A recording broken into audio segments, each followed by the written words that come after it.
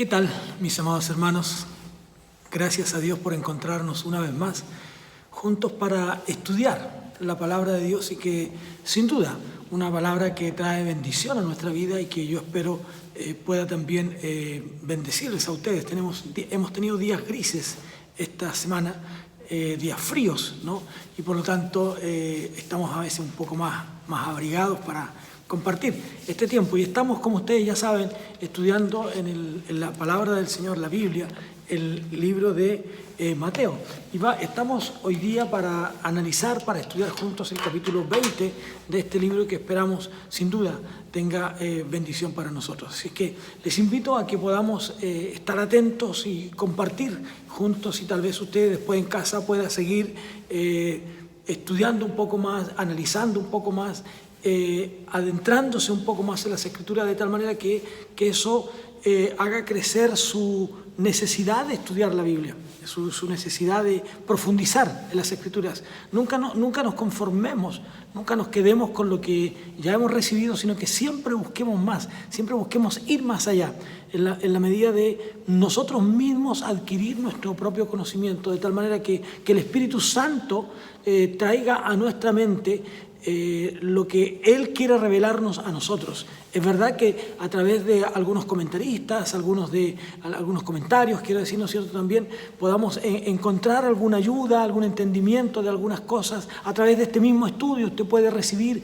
alguna orientación, pero no hay nada mejor que nuestro propio acercamiento a la palabra del Señor. Yo les animo a que usted lo haga, que usted vaya, profundice las Escrituras, busque, se rodee de material, pero a su vez principalmente, diría yo, ¿no es cierto?, se rodee de la oración que es tan necesaria para que nosotros podamos de esa manera adquirir el conocimiento de la palabra del Señor. Así es que nada supera lo que usted mismo puede hacer. Y no se menosprecie, usted puede hacer más de lo que cree, de lo que usted piensa. Dios le va a iluminar, Dios le va a ayudar para que usted encuentre el propósito de su palabra para la vida que Él le ha entregado en este tiempo también. En lo general para otros también nos sirve, para orientar a otros, pero principalmente para alimentar nuestro propio conocimiento de la palabra del Señor. Así es que les invito a orar al Señor para que el Espíritu Santo pueda revelarnos esto que el Espíritu del Señor quiere entregarnos a nosotros hoy día.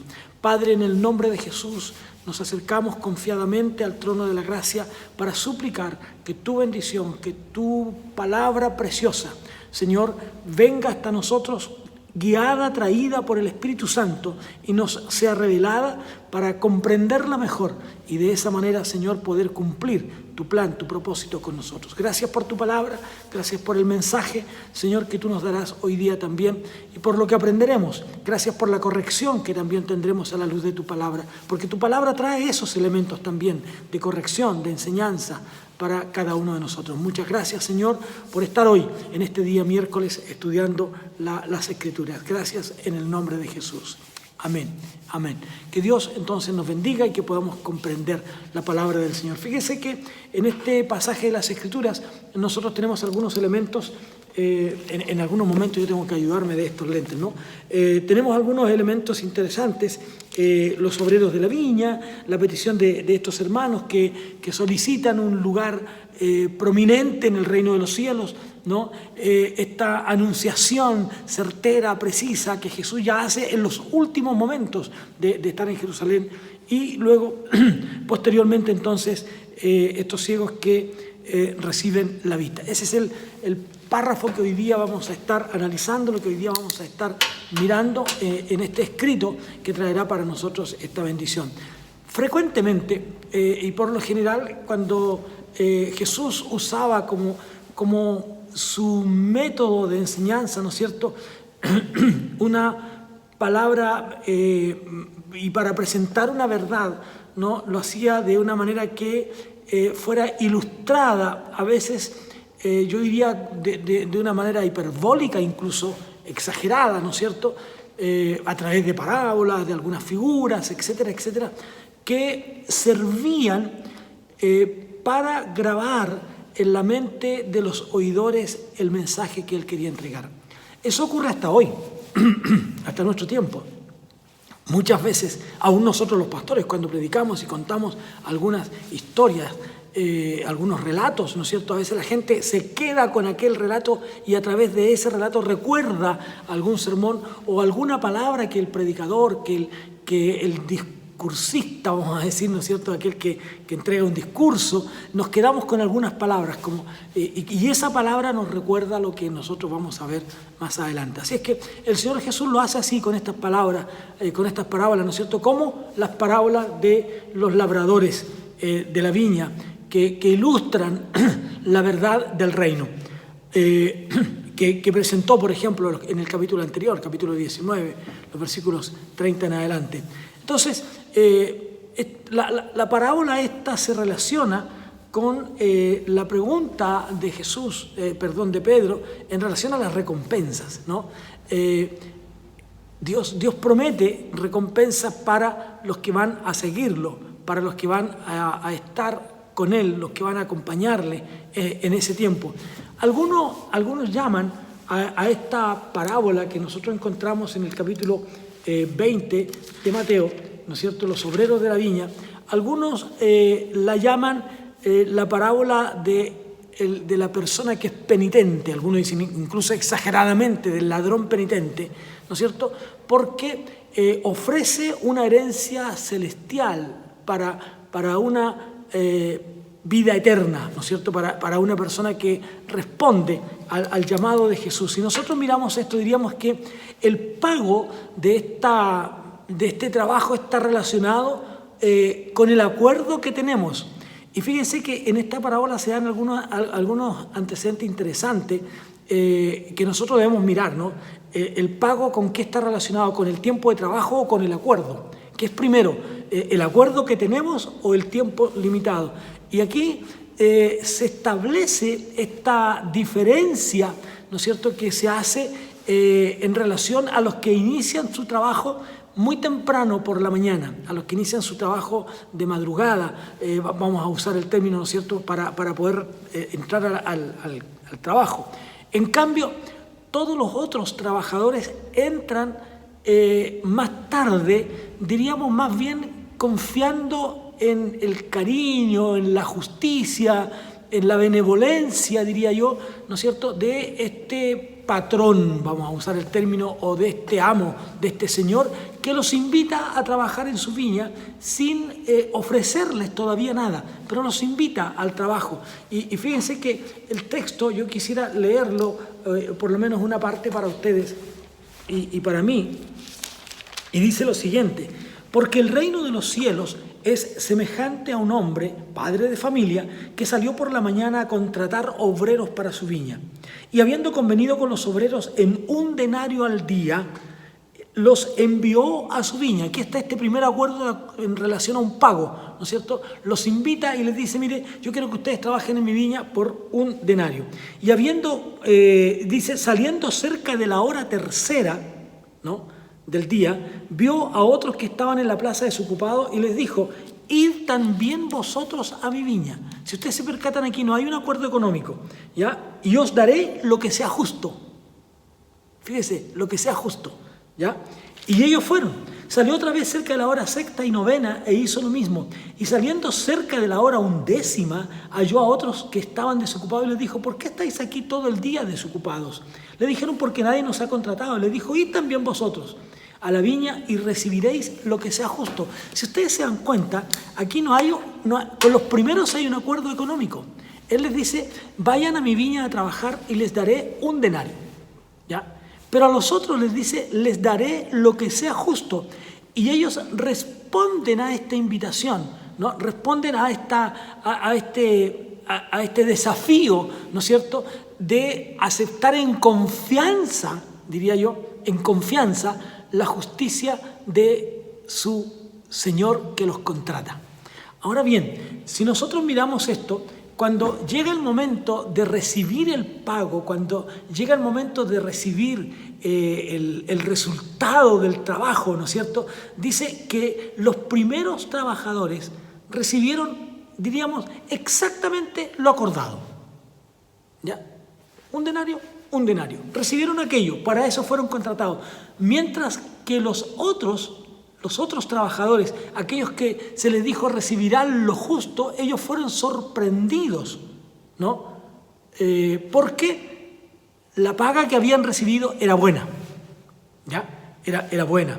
Entonces, los primeros no tendrían base, diríamos, para tratar de injusto al Señor, porque ellos habían recibido la paga según el acuerdo, ¿ya? Según el acuerdo, había un acuerdo con ellos, pero con estos otros no habían acuerdo. Ahora bien, si nosotros llevamos esto al terreno de lo espiritual, la invitación que Dios nos hace por medio de su palabra y por medio del Evangelio de Jesucristo es la invitación a entrar en el reino a trabajar. ¿Ya? A entrar en el reino, a trabajar, a servir, a atender la viña del Señor. ¿Ya? Él nos invita a este trabajo y es una invitación mayormente al compromiso que usted y que yo debo tener en este trabajo en la viña del Señor. Hay una invitación, no hay un acuerdo, por decirlo así. Y la iglesia a veces nosotros descuidamos este hecho, nos olvidamos de este compromiso que hemos hecho.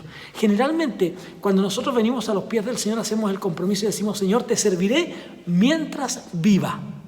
Fíjese, te serviré mientras viva. Y ahí está nuestro compromiso con el Señor. Pero también se nos dice y nos encontramos con que hay gente en la iglesia que está trabajando, que está activando, que está haciendo cosas, que está trabajando en el reino de Dios, ¿no? Pero hay otros que asisten regularmente, están en el templo, vienen al templo, comparten con los hermanos, cantan, adoran al Señor y luego se van. Y luego a la semana siguiente ocurre exactamente lo mismo. Pero hay otros que están más comprometidos con el trabajo. A eso es lo que nos invita Dios. No tenemos que ver la cantidad de tiempo de trabajo, sino el compromiso que tenemos con el trabajo, ¿no? El compromiso que tenemos con la obra del Señor. A algunos el Señor los llama muy temprano en su edad.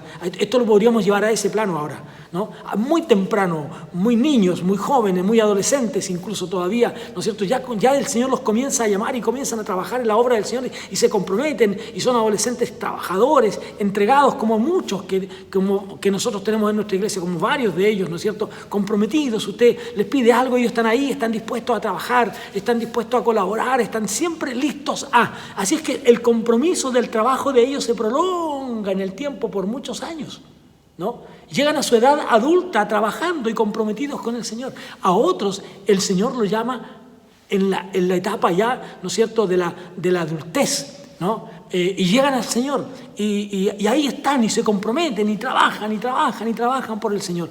A otros el Señor ya los llama en la ancianidad y a otros simplemente en el momento de su partida, ¿no? Pero a cada uno y con cada uno el Señor tiene el mismo compromiso: darles vida eterna. No hay un compromiso distinto. Entonces, pero claro, no todos asumen la tarea del trabajo de la viña del Señor con el mismo compromiso. No todos están tan dispuestos. Hay en la iglesia, ¿no? Hay en la iglesia generalmente, y usted tiene que reconocer eso, muchos desocupados. Por eso es que se escucha a veces la expresión somos los mismos, ¿no? Somos los mismos. Y a veces no creamos tantas cosas por amor a los mismos, ¿ya? Entonces, porque decimos, hermano, mire, si hiciéramos esto, sí, pero es que al final los que van a estar son los mismos, ¿no? Y por amor a esos mismos es que no creamos tantas cosas. Entonces, esta parábola nos enseña que Dios se complace con los que entran a trabajar sin preocuparse de la recompensa. ¿Qué me vas a dar? ¿No? Estos trabajadores que fueron a la viña simplemente fueron por el hecho de trabajar. Aquí estamos desocupados, dice. No nos han invitado a trabajar, pero cuando se les invita, ellos van, ellos están dispuestos, ellos quieren trabajar, ellos quieren realizar la tarea. Así tiene que ser también con nosotros en la viña del Señor. Ahora, si nosotros pudiéramos hacer una paráfrasis, ¿no es cierto?, de este texto, podríamos leerlo de la siguiente manera, ¿no? Los últimos que entran en el reino, pero que sirven por amor al Rey y por compasión hacia los necesitados, estos serán honrados y sorprendidos por la generosidad del Rey. En cambio, los primeros que entran en el reino y sirven largos años, pero que lo hacen con miras a recibir la recompensa, ¿no? También la recibirán, pero serán menos honrados. Entonces tiene que ver con nuestro compromiso. ¿Qué tan comprometido está usted con la obra del Señor? Este tiempo de pandemia, que hemos estado trabajando en la virtualidad, ¿cuál ha sido su compromiso con el Señor? ¿No? ¿Ha seguido usted predicando el Evangelio del Reino? ¿Ha seguido comprometido con Dios? ¿Ha seguido orando? ¿Ha seguido leyendo su Biblia? ¿Ha seguido participando, como ahora lo está haciendo, del estudio bíblico? ¿Ha seguido participando de los cultos? ¿Ha seguido hablándole a otros del mensaje del Señor? ¿Ha seguido comprometido con el Evangelio de Jesucristo? ¿Cómo ha estado usted en esta virtualidad? Ahora, en los versículos 17 al 19... yo no quisiera quedarme mucho tiempo ahí en estos trabajadores, pero quisiera ir a este párrafo porque me parece muy interesante. Dice lo siguiente: subiendo Jesús a Jerusalén, tomó a sus 12 discípulos aparte en el camino y les dijo: he aquí, subimos a Jerusalén, y el Hijo del Hombre será entregado a los principales sacerdotes y los escribas, y le condenarán a muerte, y le entregarán a los gentiles para que le escarnezcan, le azoten y le crucifiquen. Mas al tercer día resucitará. Fíjese que la muerte y la resurrección de Jesús obviamente constituyen lo central del Evangelio, ¿no?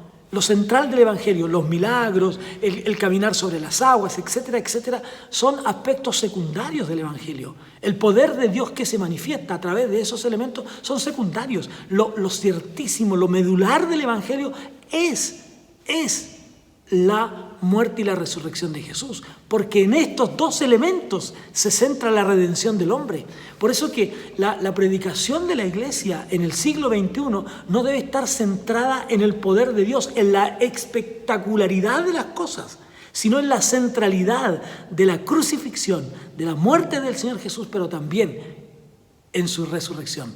Estos dos elementos constituyen para nosotros lo central en el Evangelio.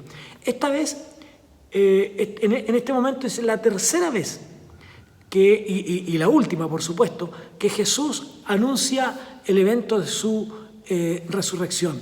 Ahora, estos tres anuncios, tanto de la muerte como de la resurrección de Jesús, se ocurren en lugares distintos.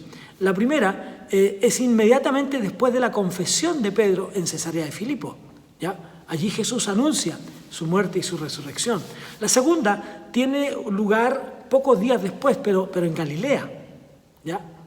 Y la tercera, ¿no?, tiene lugar aquí, en este camino hacia Jerusalén, quizás frente a Jericó, en aquellos lugares. Ahora bien, hay tres cosas comunes en estos anuncios, ¿no? El reino de Dios, tenemos que entender que aquí está lo medular, como dije. No se gana por el esfuerzo humano, ni se da por una compensación. No hay atributos humanos que puedan lograrlo. No se logra por nuestros servicios, ¿no? Ni se logra por dinero, ¿no? Sino que tiene que ver con el espíritu generoso, bondadoso, maravilloso del Señor, de hacer que el valor que Él le da, ¿no?, el que Él le da al ser humano, está centrado en la sangre de Jesús. Por lo tanto, como yo he dicho muchas veces, el costo de su resurrección tiene que ver con la sangre de Jesús. Cuesta la sangre de Jesús. Su salvación, amado hermano, costó la sangre de Jesús, ¿no? Entonces, pero en este anuncio nosotros encontramos tres cosas que podrían sernos comunes. Jesús comparte primero esta noticia en privado con los 12. Esto ya son los últimos anuncios antes de su muerte y resurrección. Esta intimidad que Jesús tenía con ellos, ¿no? Esta intimidad, esta relación íntima. Él quiere compartir este momento íntimo con ellos, con los 12.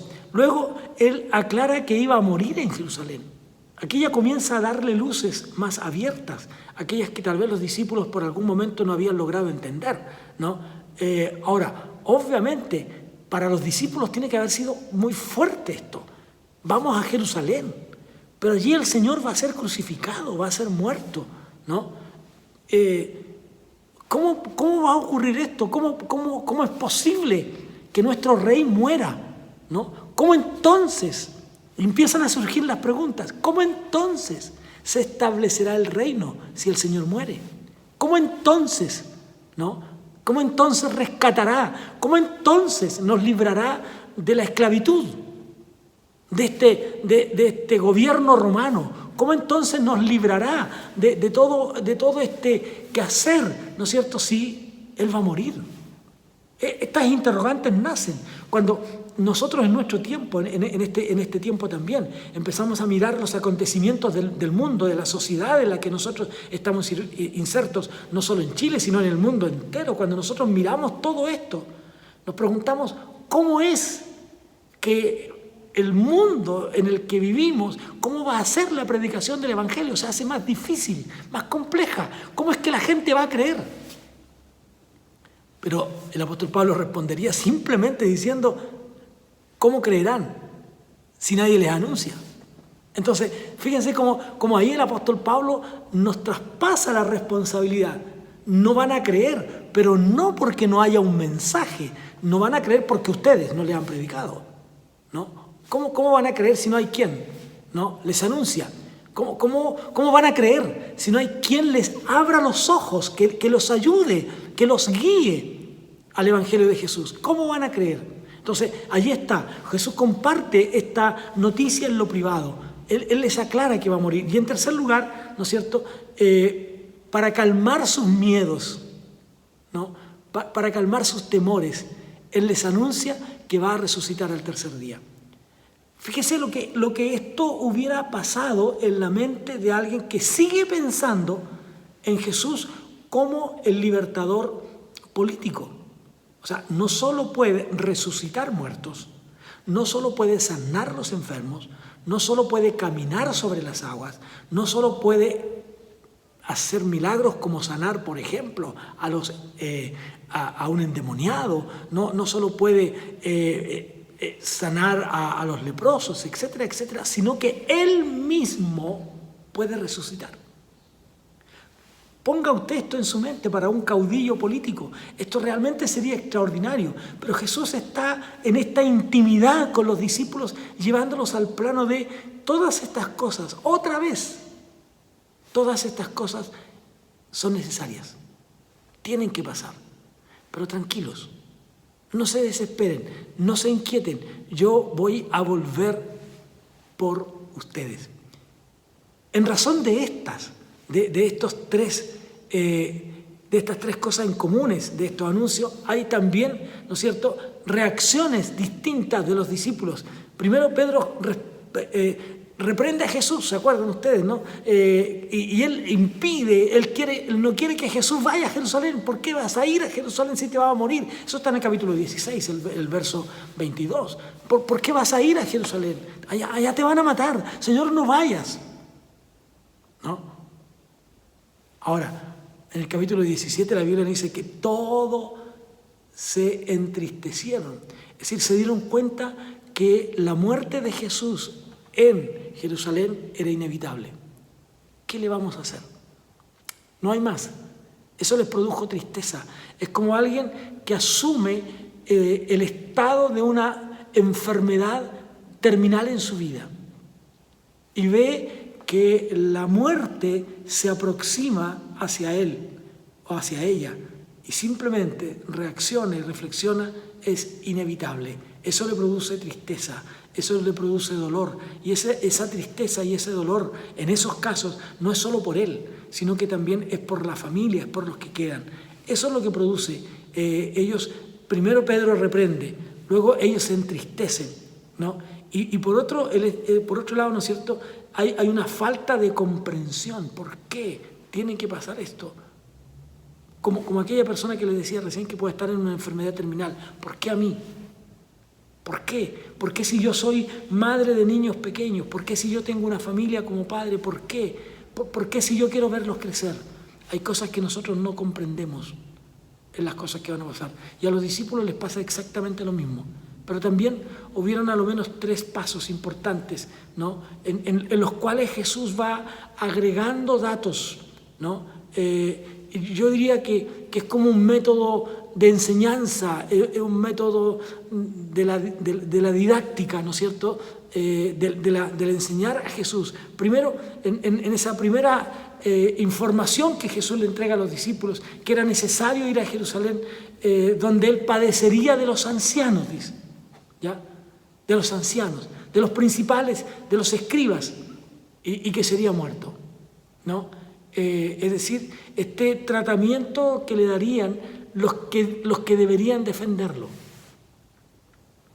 Entonces, Jesús informa, Jesús va dándole antecedentes, va dándoles datos para que ellos vayan observando los tiempos, ¿no? Lo que hemos dicho tantas veces, observando los tiempos, que es lo que nosotros tenemos que hacer también hoy día, cuando pensamos en el retorno del Señor. Tenemos que ir mirando los tiempos. Cuando uno lee, por ejemplo, el profeta Daniel, nos dice que cuando él vio todas las cosas, él dice que leyó los libros, que estaba escrito, que así tenía que ser. Hermanos, nosotros no tenemos que preguntarnos cuánto falta para el fin. Tenemos que ver qué estamos haciendo, cómo estamos preparándonos para eso, ¿no? Como dice Amós, prepárate para ir al encuentro de tu Dios. Tenemos que leer los tiempos, tenemos que leer la palabra bendita de Dios, tenemos que leerla. Si no la leemos, no vamos a entender los tiempos, ¿no? Tenemos que leer la palabra del Señor, tenemos que indagar la palabra de Dios. Cuando nosotros indagamos, cuando nosotros buscamos en la palabra de Dios, entonces podremos tener claro lo que va a acontecer. Podremos ver y leer los tiempos, ¿no? Habrán pestes, habrán problemas sociales, se levantará el padre contra el hijo contra el padre, la madre contra la hija contra la madre, etcétera, etcétera. Oiréis de guerra, de rumores de guerra. Hoy día, hermanos amados, las guerras las vemos sentados en nuestras casas. Es atroz.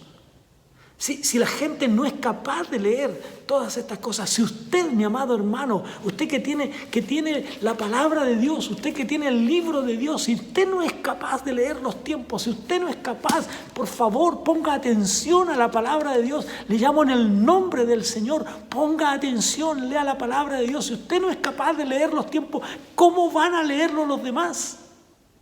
Si usted no es capaz de ayudar a los demás a abrir sus ojos para que puedan comprender que el final de los tiempos está muy cerca. Tenemos que aprender a leerlo, como dice Daniel. Busqué, leí, indagué, me di cuenta, oré. Es decir, la situación del mundo de hoy debe provocar en nosotros esta reacción natural, lógica, de ir a la planta de los pies del Señor Jesús para decirle: Señor, perdóname y perdónanos, sana nuestra tierra, como diría Segunda de Crónicas, sánanos, Señor, yo iré desde los cielos, dice el Señor, y perdonaré sus pecados y sanaré su tierra. Esta pandemia, hermanos amados, no la veamos como un castigo de Dios, sino como el cumplimiento de los tiempos. ¿No? La gente está simplemente, de repente, creo yo, por caminos equivocados y buscando senderos que no son, ¿no? ¿Será esto un castigo de Dios? ¿Será porque Chile es una nación pecadora? ¿O porque el pecado está tan grande? Hermanos, si el mundo nunca ha dejado de pecar, pero leamos los tiempos, vendrán tiempos difíciles, se levantarán los reyes contra los reyes, guerras, rumores de guerra. Como dije recién, hermanos, las guerras nosotros las vemos sentados en el living de nuestra casa. No, nos sentamos frente a la pantalla del televisor y allí estamos viendo cómo las guerras ocurren. Hoy día mismo, en estos mismos días, guerras allá en Israel, en las cercanías, en todos aquellos lugares. Guerras, hermanos. Entonces, leamos los tiempos, aprendamos a leer los tiempos, ¿no? Entonces, hay lecciones aquí que debemos aprender, ¿no? Jesús tenía este preconocimiento claro, ¿no? Entonces, esa lección tenemos que aprender. Nosotros no tenemos ese preconocimiento por natura nomás, pero tenemos el preconocimiento que Dios nos ha dado a través de su palabra. Dios nos lo ha revelado.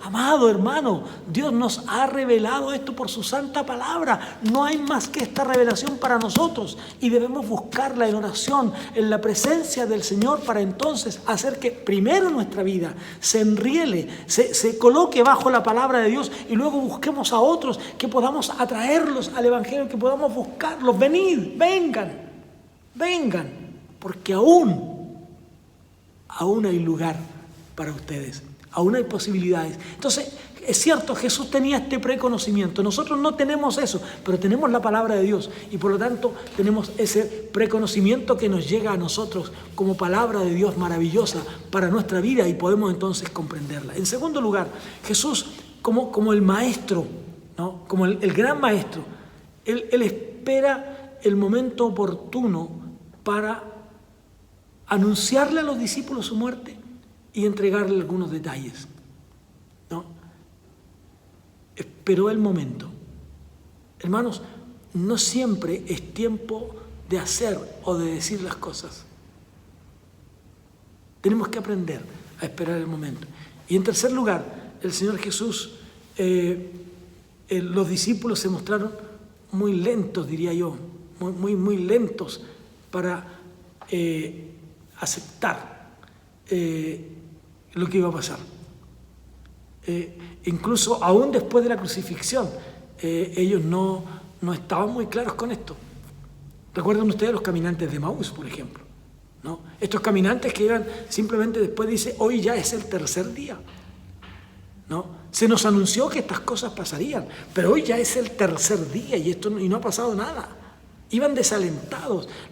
Muchos de los discípulos volvieron, y cuando hablo de los discípulos hablo no solo de los 12 de los apóstoles, sino que muchos de los seguidores de Jesús volvieron a su vida rutinaria, volvieron a sus quehaceres, volvieron a sus campos, volvieron a la pesca, volvieron a las tareas que cada uno de ellos tenía. Estaban desilusionados, estaban desesperanzados, ¿no? Como estos caminantes de Maús que le menciono. Hoy ya es el tercer día. Y el Señor no ha resucitado. Pero luego, cuando el Señor les muestra que Él es el Cristo, que Él es el Señor, que Él es el que ha resucitado, ellos dicen, ¿cómo es que no ardía nuestro corazón? ¿Cómo es? Cuando las mujeres van al sepulcro, no van con el propósito de ver si Jesús ha resucitado o no. Ellas van para ungir el cuerpo del Señor. Los mismos discípulos, cuando las mujeres les cuentan, el Señor ha resucitado, ellos corren a la tumba. No engancharon. No dijeron, pero es verdad, qué bueno, el Señor ya resucitó. Pero corren a la tumba, tal vez para cerciorarse de que esto era así. Hay un sentido, permítanme decirlo, ¿no? Permítanme decirlo, hay un sentido de incredulidad hacia las mujeres. Vamos a ir a mirar nosotros la tumba. ¿Cómo no se recordaron? Los discípulos estaban muy lentos, ¿no? Les costó creerlo. Tomás, acuérdense ustedes de Tomás, dice, si yo no meto mi dedo en su costado, si yo no veo sus manos traspasadas por los clavos, si yo no veo sus pies, si yo no veo su cabeza.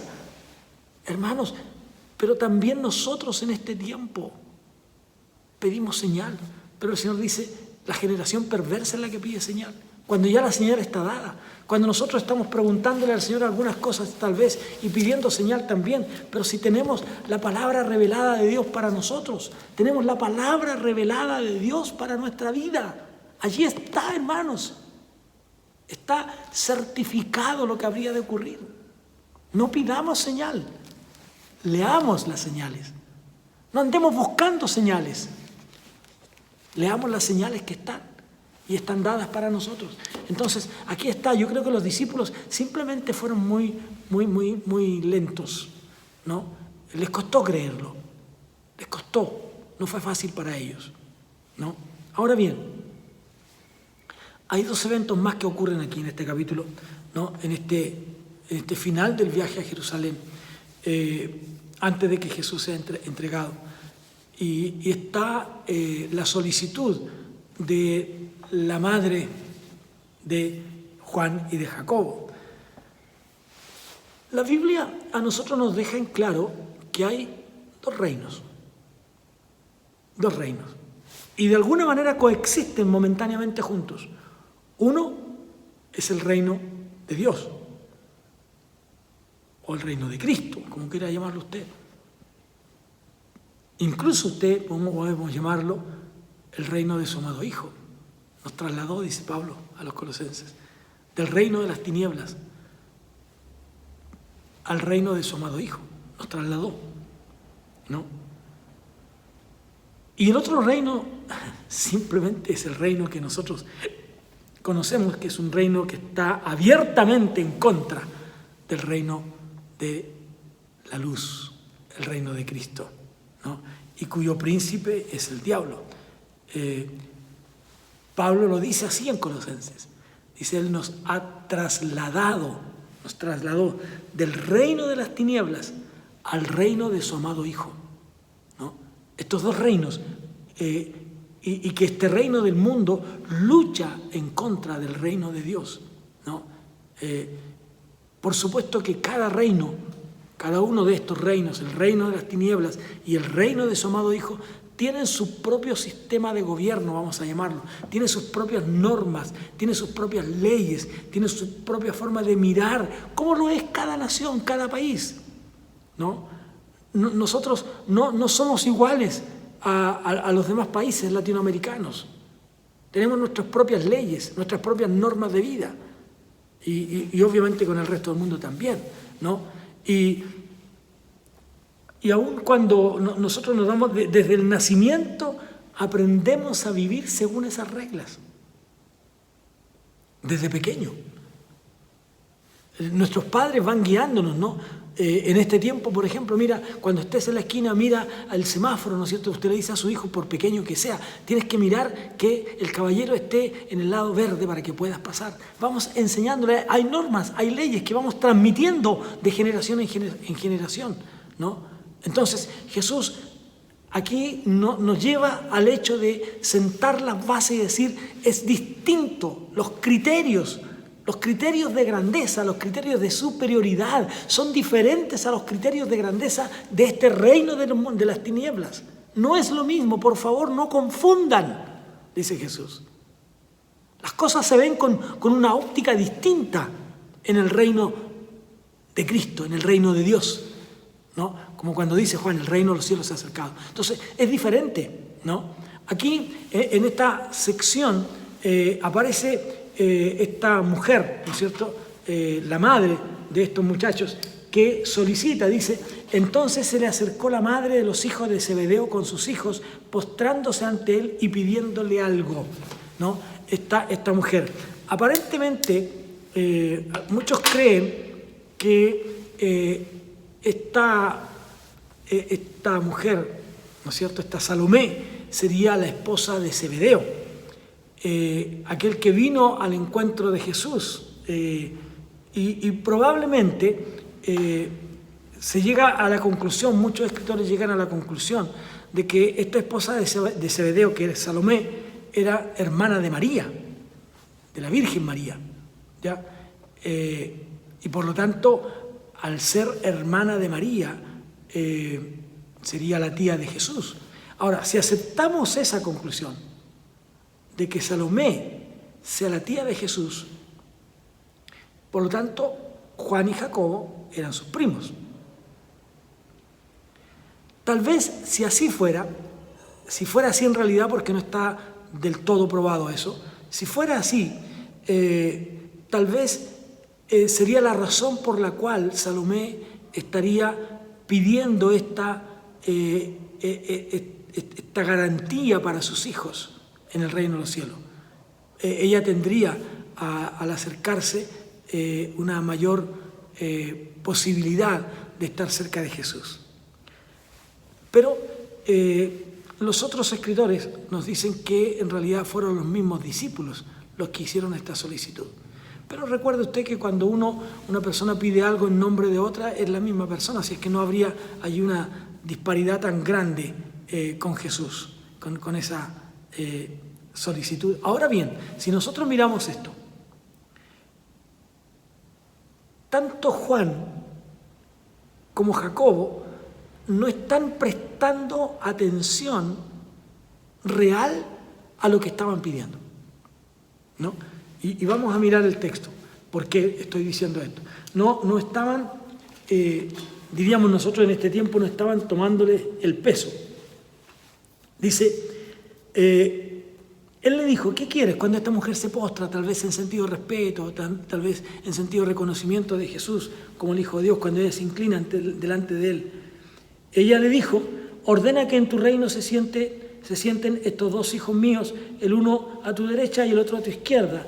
Entonces Jesús le respondió y dijo, no sabéis lo que pedís. ¿Podéis beber del vaso que yo he de beber y ser bautizados con el bautismo con que yo soy bautizado? ¿No? Y ellos, los discípulos, ¿no es cierto?, le responden, podemos. Fíjense ustedes, ellos estaban realmente, diríamos, estaban calculando de verdad el costo de lo que estaban pidiendo. Jesús dice, mira, ustedes pueden beber del vaso que yo he de beber, ¿no? ¿Pueden ustedes ser bautizados con el bautismo con que yo soy bautizado? ¿No? Es decir, Jesús iba a beber la copa más amarga en ese momento, ¿no? Estaba a punto de morir en la cruz. Jesús está diciendo, ¿ustedes creen que son capaces de morir por mí? ¿Pueden morir por el Evangelio? ¿Son capaces de morir por el Evangelio? Y luego, cuando habla del bautismo, es la misma idea, ¿no? Es la misma idea. ¿Pueden ustedes morir por mí? ¿Pueden ustedes morir por el Evangelio? ¿Creen que están dispuestos a eso? ¿Creen ustedes que son capaces de eso? Entonces, ellos dicen sí, podemos. Sí podemos. Ahora, el tema es, ¿estaban realmente dándose cuenta de lo que estaban diciendo? Podemos. Hay un grado de lealtad. Sin embargo, si nosotros miramos a poquito andar, cuando Jesús es apresado y es muerto y es crucificado, solo Juan estaba allí. Solo Juan. ¿Qué ligeros somos nosotros de pronto para prometer algo, para decir algo, para hacer algo? No. ¿Qué rápidos somos? Sí podemos, dicen ellos, podemos beber de tu copa, podemos ser bautizados con el bautismo que tú eres. Ahora, es cierto que más tarde muchos de los discípulos fueron muertos por la causa del Evangelio. Pero en ese momento ellos no estaban entendiendo todo lo que eso significaba, ¿no? La tradición bíblica nos dice que ellos fueron y sufrieron por Jesús. Jacobo fue el primero de los discípulos que sufrió el martirio bajo el gobierno de Herodes Antipas. Eso está en Hechos capítulo 12, ¿no? Fue muerto por la causa de Cristo, sin duda. Pero ellos no estaban en ese momento calculando el costo. Juan, ustedes conocen la historia. Juan fue desterrado a la isla de Patmos, ¿no? Y allí quedó y sufrió el martirio después de todos esos acontecimientos. Entonces, es cierto, muchos otros también bebieron de la copa amarga del Señor, ¿no? Entonces, Jesús aprovecha este momento como siempre, Jesús aprovecha para enseñarle conceptos nuevos acerca del reino de Dios. Entonces, ¿en qué consiste? ¿En qué consiste el reino de los cielos? ¿No? ¿En qué consiste esta grandeza en el reino de Dios? ¿No? En el reino de lo secular del mundo, en el reino de las tinieblas, digamos, ¿no es cierto? La grandeza se ve por diferentes aspectos sociales, económicos, culturales, de nacionalidad incluso, etcétera. Hay muchas formas de medir la grandeza, ¿no? De medir la grandeza. Sin embargo, en el reino de Dios, es distinto. Son diferentes los términos. Tiene que ver con un servicio en humildad. La grandeza tiene que ver con servicio. El mismo Señor se puso un delantal, vamos a decir, ¿no es cierto?, el lenguaje nuestro de hoy día, pero se colocó un delantal y lavó los pies de los discípulos. En el reino de los cielos, en el reino de Dios, en la iglesia de Dios hoy día, amados hermanos, ¿no?, la grandeza consiste en el servicio. ¿No? Se cuenta la historia. Había un profesor en una conferencia en un lugar apartado, en un lugar campestre. Estaba dando una charla, había un seminario allí, ¿no es cierto? Y las personas tenían que quedarse a pernoctar en aquel lugar. Y dentro de las cosas que este profesor dice, bueno, quiero decirles que necesitamos que algunos voluntarios nos ayuden o algunos voluntarios vayan a limpiar los baños. Y la historia dice que este hombre, cuando él dejó lo que ya estaba diciendo en su descanso, fue para limpiar los baños y nadie había llegado. Y él comenzó a limpiar los baños. Él no tenía necesidad de hacerlo, porque donde él estaba había un baño privado para él. Pero él fue a limpiar los baños. Tal vez lo que dije al principio, muchos a veces no recuerdan la enseñanza, pero recuerdan lo que contamos, la acción, la obra que hicimos, como en este caso. Tal vez muchos de sus oyentes no recordarían después todas las enseñanzas, todas las palabras que dijo, pero sin duda que ellos recordarían la acción de este hombre. Con Jesús, muchos olvidan también muchas de las enseñanzas de Jesús. Nosotros mismos no nos acordamos de todos los textos bíblicos. Pero ¿cómo no recordar acciones propias del Maestro, como esta? De colocarse una toalla, de tomar un lavatorio e ir y lavar a los discípulos sus pies. Entonces, en el reino de Dios, la grandeza se ve en términos de servicio, en términos de humildad. No en términos de posición, quién es más grande, quién es más alto, quién tiene el cargo más alto, ¿no? Así es que cuando hablamos del servicio, de ahí aparece el término diáconos, ¿no? Servicio, que se refiere a aquel que sirve, al mozo, al siervo, ¿no? No en un sentido despectivo, por favor, no es en ese sentido, sino al término en cuanto a la función, de servicio, de estar atendiendo a las mesas, ¿no? Y el segundo término de esta grandeza, vamos a decir, ¿no es cierto?, que podríamos usar aquí, tiene que ver con el doulos, ¿no es cierto? Y que el doulos se refiere al esclavo, aquel que pertenece a alguien, ¿no? Aquel que pertenece a alguien y que está allí en servicio, ¿no? En servicio a su Señor, a su amo. Así debiera ser con nosotros, estar al servicio de nuestro Señor, al servicio de nuestro amo. Por lo tanto, busquemos la manera de estar al servicio de nuestro Rey. Y finalmente, en este pasaje bíblico, se nos habla, ya en los minutos que me quedan voy a terminarlo, ¿no? Se nos habla, dice, 2 ciegos reciben la vista. En este pasaje de los ciegos, algunos hablan de que eran uno solo, que eran varios, otros dicen que eran estos 2, pero dice, Mateo aquí lo refleja, dice, al salir ellos de Jericó les seguía una gran multitud y 2 ciegos que estaban sentados junto al camino, cuando oyeron que Jesús pasaba, clamaron diciendo, Señor, Hijo de David, ten misericordia de nosotros. Y la gente les reprendió para que callasen, pero ellos clamaban más, diciendo, Señor, Hijo de David, ten misericordia de nosotros. Y deteniéndose Jesús los llamó y les dijo, ¿qué queréis que os haga? Ellos le dijeron, Señor, que sean abiertos nuestros ojos. Entonces Jesús, compadecido, les tocó los ojos y enseguida recibieron la vista y le siguieron, ¿no? Jesús está llegando ya a los últimos momentos de su vida y aparece esta visita en Jerusalén, ¿no es cierto?, cuando encontramos a estos hombres llegando hasta Jesús. Señor, Hijo de David, el reconocimiento de su genealogía, ¿no?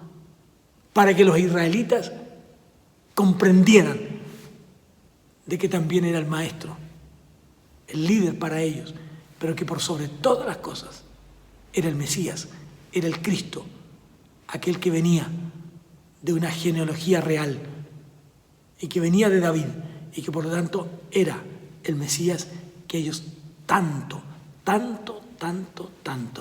habían esperado. Entonces, amados hermanos, cuando pensamos en el reino de Dios, el reino no tiene que ver con el pago. No estemos pensando cuánto me va a dar, sino hagamos un compromiso. Señor, a estas alturas de mi vida estoy llegando. Algunos en la senectud, ya en la ancianidad, en la última etapa, en la hora décima, ¿no? Y tal vez algunos más allá de la hora décima, ya a punto de fallecer, en su cama, en su lecho de dolor. Allí están, pero que reciben a Jesús, creen en Él y son salvos por la gracia de Jesús.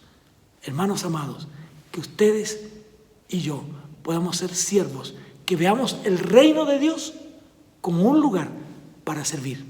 Dispongámonos a servir en el reino de Dios, porque la grandeza en el reino se mide por el servicio, por la obediencia, por el quehacer que nosotros tenemos frente a este Dios. El reino de Dios se mide por el servicio y no por lo que nosotros estamos mirando. Tiene que ver con esos hechos maravillosos, no como lo estaba viendo Salomé, ¿no? Sino como nosotros lo estamos mirando hoy día. Servicio, humildad. Vengamos al reino de Dios para servir en humildad. Gracias, hermanos. Vamos a orar para concluir nuestro estudio de hoy. Padre, en el nombre de Jesús, te damos muchas gracias por habernos rescatado, por habernos perdonado. Y gracias, Señor, porque nos has dado el privilegio, la oportunidad de servir en tu obra. Permite que cada día, cada uno de nosotros tenga esta oportunidad de servirte a ti, porque tú eres el Señor, nosotros, tus esclavos. Somos dulos, esclavos al servicio del Rey. Y tú eres nuestro Rey, tú eres nuestro dueño.